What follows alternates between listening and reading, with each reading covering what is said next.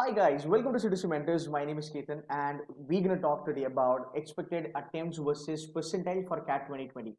Now, the reason to make this video is basically I've been getting a lot of questions and messages from students that we would love to understand what should be the expected attempts and what sort of percentile we will be kind of getting in XYZ attempt, right?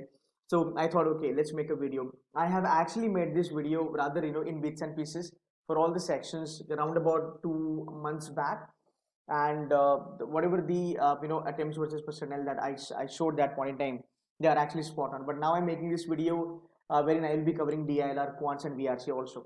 Fine, now let's move it. Actually, the reason to make this video, another reason is that it actually helps you to kind of understand कि यार day पे करना क्या है या फिर आपके मॉक्स में करना क्या है, बिकॉज रैंडम क्वेश्चंस अटेम्प्ट करके स्कोर नहीं बनेगा, राइट?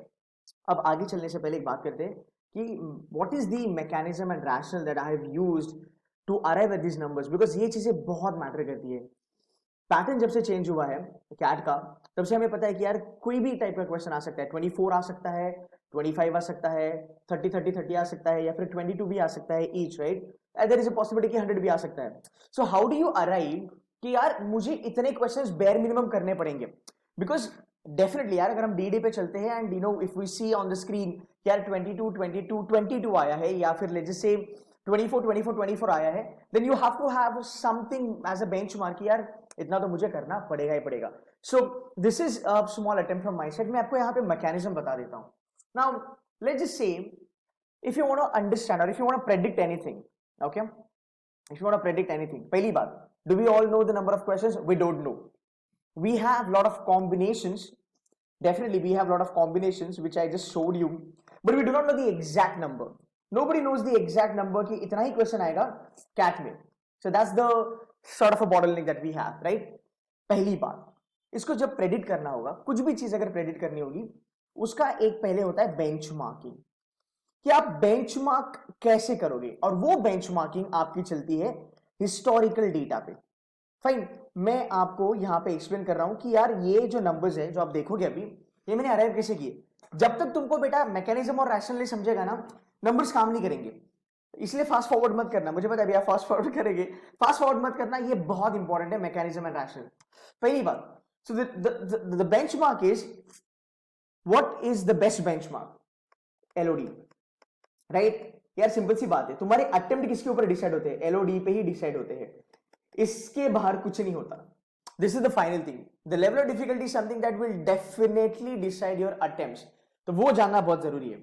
तो मैंने यहां पे क्या करा, मैंने यहां पे एक्चुअली बेंचमार्किंग जो किया वो किया है 2016, 2017, 2018, 2019. ठीक है, अब ये है हमारा फंडा कि हमने बेंचमार्किंग करा है इसको.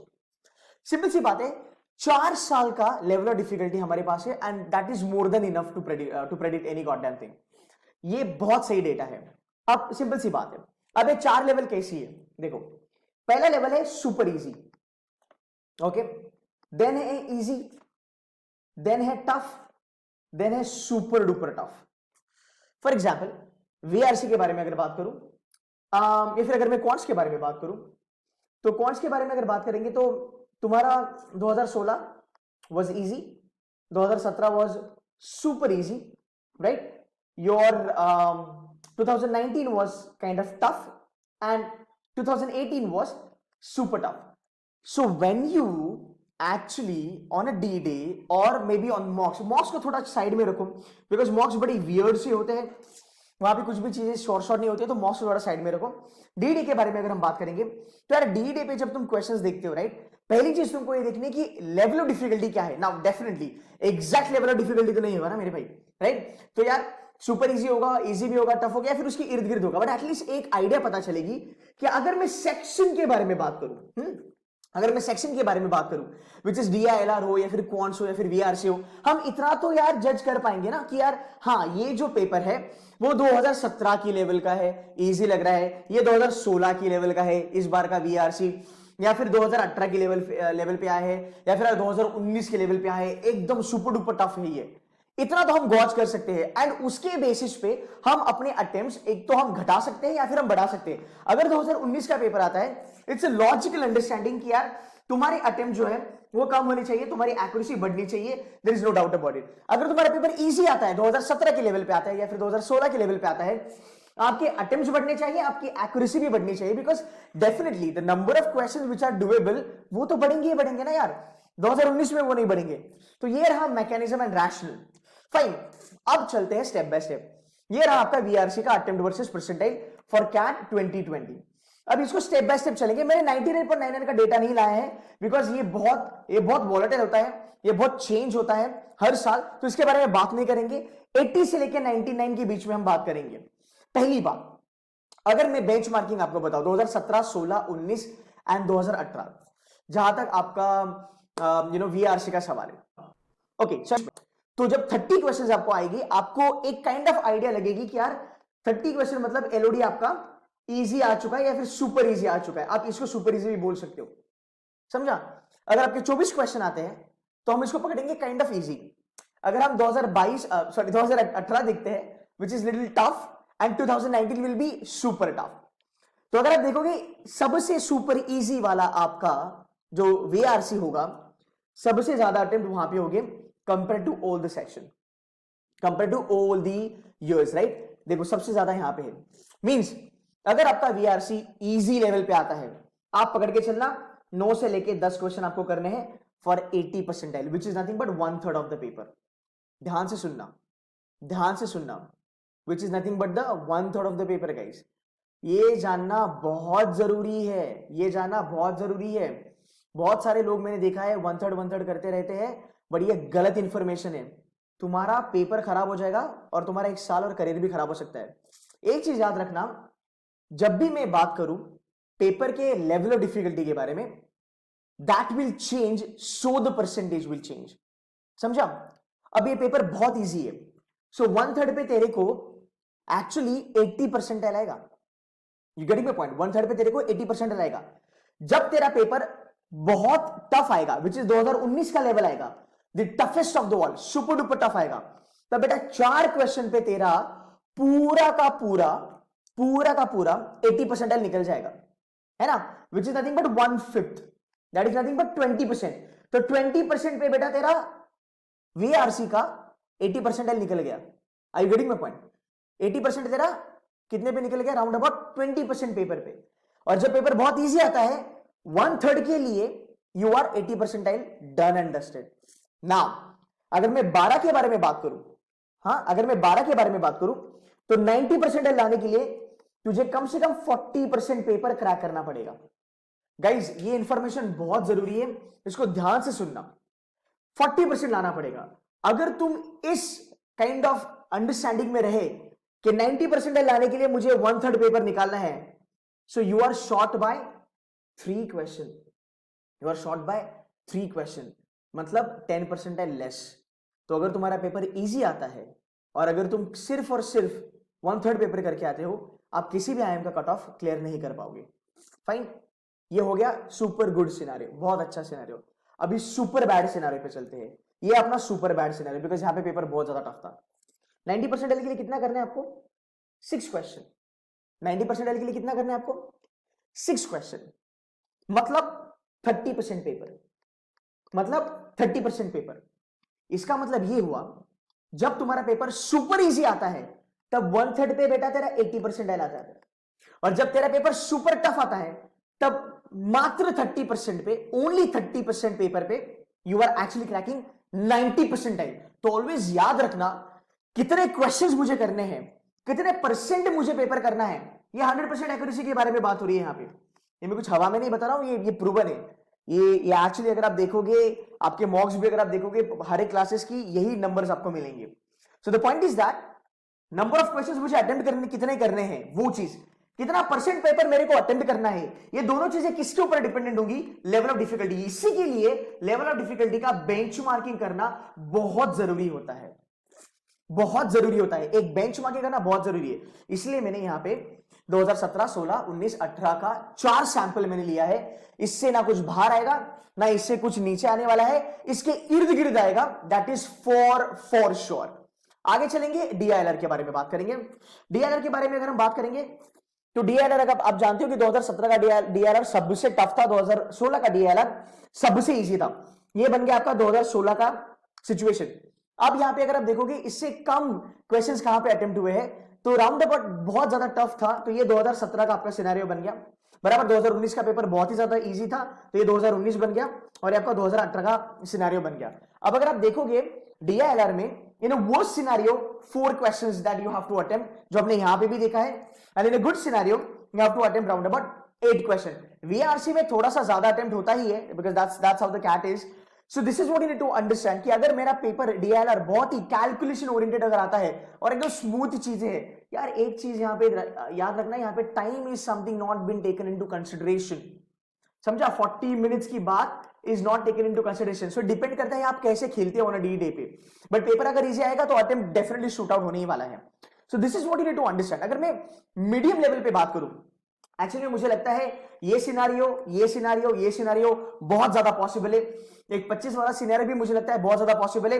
30-30-30 मुझे शायद से नहीं लगता ये होगा, बिकॉज अगर तुमको 90 पूछना ही है तो भाई मेरे तुम 100 ही पूछ लो, जो पुराना तुम्हारा पेपर पैटर्न था।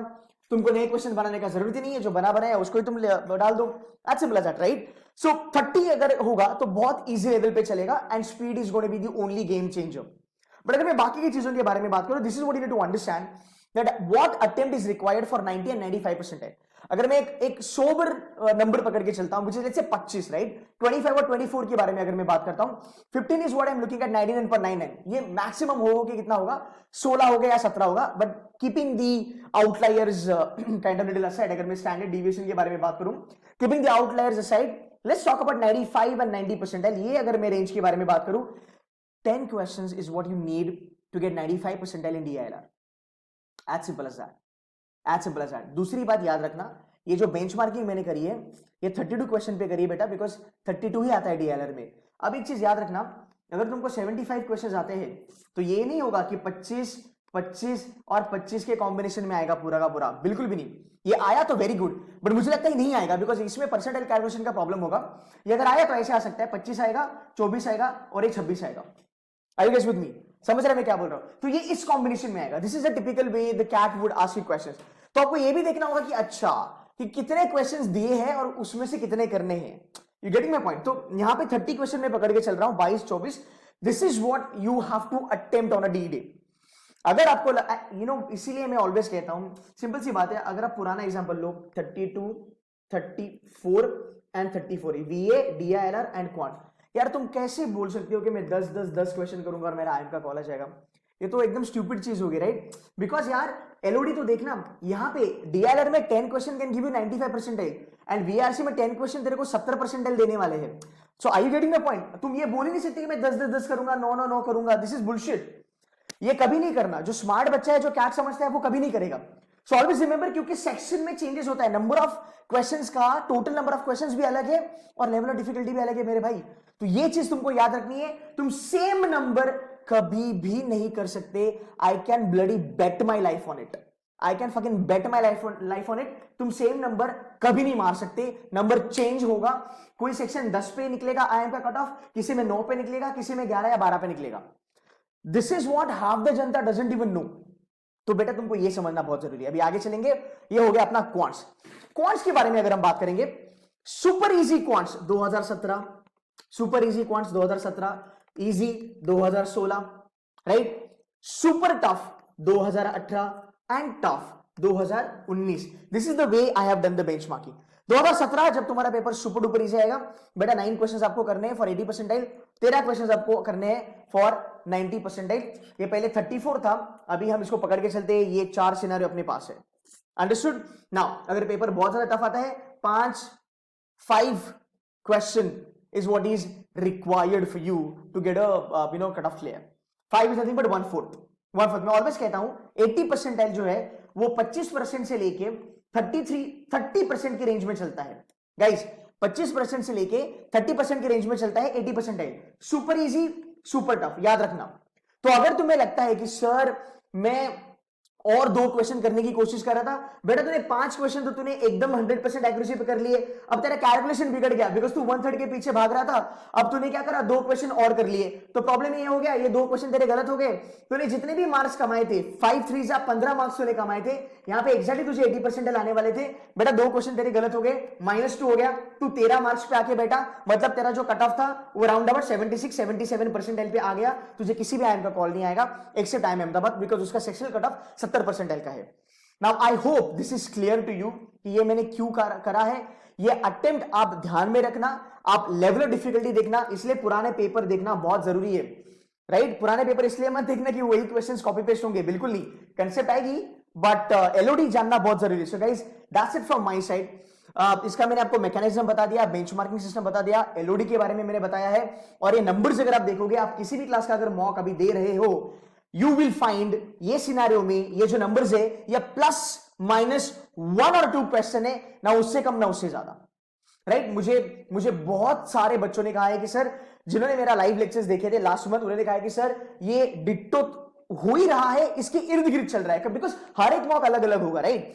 हर एक मॉक 2016 2017 18 19 के लेवल पे नहीं आने वाला कैट पेपर के, तो थोड़ी सी वेरिएशन होते हैं। तो बच्चों ने कहा जब टफ हो गया, जब सर 90% 9 पे आ गया, जब 24 क्वेश्चन आ रहे थे, जब पेपर बहुत टफ था, जब 22 क्वेश्चन इन्होंने पूछे, तो वो 90% मान लो कभी 6 पे आया तो कभी 8 पे आया, something like that. So guys, this is something you need to keep in your mind, and guys, I've taken some efforts to do this. Kindly like the video, share with your friends, and do subscribe to my channel. ऐसे बहुत सारे videos अभी आगे आने वाले हैं जो आपकी स्ट्रैटेजी बहुत स्ट्रांग बनाएंगे आपके कैट के लिए। भले पढ़ाई पूरी ना हुई हो चलेगा, बट ये स्ट्रैटेजी जो आपको बताऊंगा, that's gonna help you immensely. Okay, so guys, happy learning. Stay tuned to CDC Mentors. Do like and subscribe to the channel. Thank you so much, guys. Bye bye.